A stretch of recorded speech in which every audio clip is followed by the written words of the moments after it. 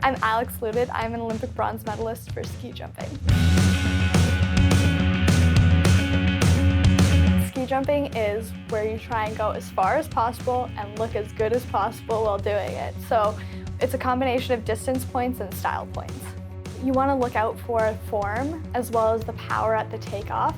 And then one of the most important parts is the landing. So a perfect telemark landing is 1 foot in front of the other.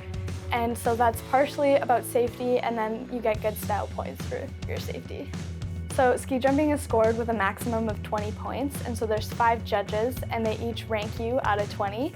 And you can have like a 0.5 or a 0.0. There's 5 judges, and they drop the lowest and the highest score just to eliminate bias.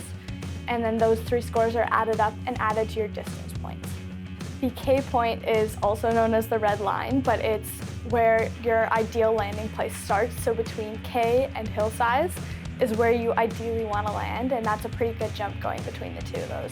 Gate and wind compensation points are super important because it is an outdoor sport, so environmental factors can completely change, especially in a sport so heavily derived from physics.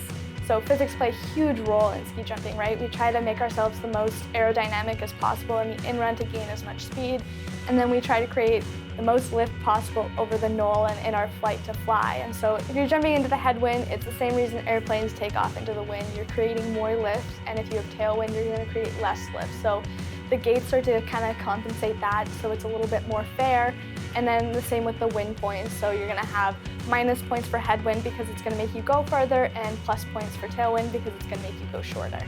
Ski jumping is so full of emotion, and it's such a good community, and watching the athletes interact with each other is honestly just so precious, but it's also an exciting sport to watch. So it's like you kind of get the best of both worlds. You get the excitement of an adrenaline-filled sport, and then you get the community and the heart of any other sport.